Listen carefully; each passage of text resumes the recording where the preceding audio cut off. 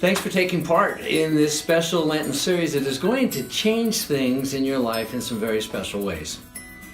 Since the Bible is all about relationships, and the Holy Spirit uses our relationships to help build faith, we're going to challenge one another to be very intentional in how we feed our closest relationships.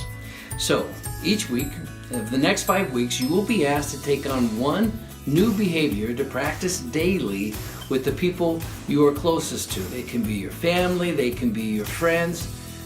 But by committing to 5 to 15 minutes a day, you're going to find yourselves growing closer to your loved ones and to God. And it's going to be remarkably easy and very natural. And it starts with this week's challenge, daily sharing your highs and lows with one another. That's it. You know, a 5-minute check-in over dinner or sometime in the evening where you gather and ask one another, what is the best thing that happened today? What is the worst thing that happened today? And when you take the time to share your highs and lows with one another and to listen to someone share theirs, 2 things happen. First, you are actually creating a holy space. A holy space is just simply a place where God is present.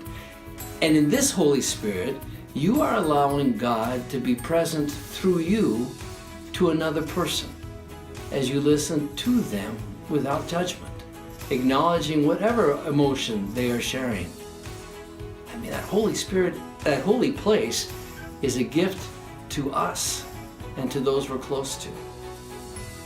Now, I want to interrupt myself just for a moment by saying a word about this listening without judging. Let's say that you are a parent, and when you ask your 6th grade son about his low for the day, he says, going to school. Well, now what you don't say in response is, you need to adopt a better attitude about school. You simply say, okay.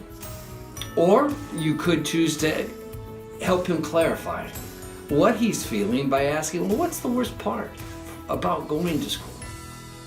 Because you know, that's how God listens to us most times, accepting what we are feeling and maybe helping us pinpoint what's making us feel that way. And we want to be known by God like that. Just like the psalmist who wrote in Psalm 139, O Lord, you have searched me and known me. You know when I sit down and when I rise up. You discern my thoughts from far away. You search out my path and my lying down and are acquainted with all my ways. Even before a word is on my tongue, O Lord, you know it completely. And when it comes down to it, we want to be known by others like that. But they have to earn our trust before we open up to them. And that's why when we listen to highs and lows, we listen to them without comment, without criticism, without judgment.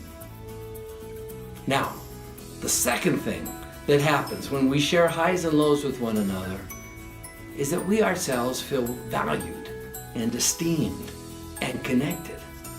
I mean, if we have some high that we experience that day, it makes us feel better to be able to share that with someone else, someone who will be equally excited with us.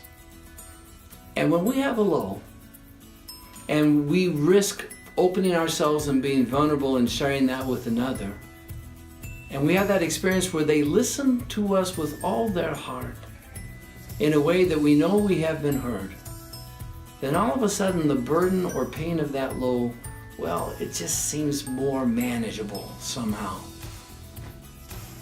So when you think about it, I mean, if we don't know the highs and the lows of the people in our lives we're close to, then we really don't know them as well as we think we do. So for the next 7 days, carve out 5 minutes every day and do nothing more with that group of people than share your highs and lows. And then, of course, to listen to one another. It may seem a little odd at first, but it will soon become something very natural for you to do. And it will be something you look forward to every day.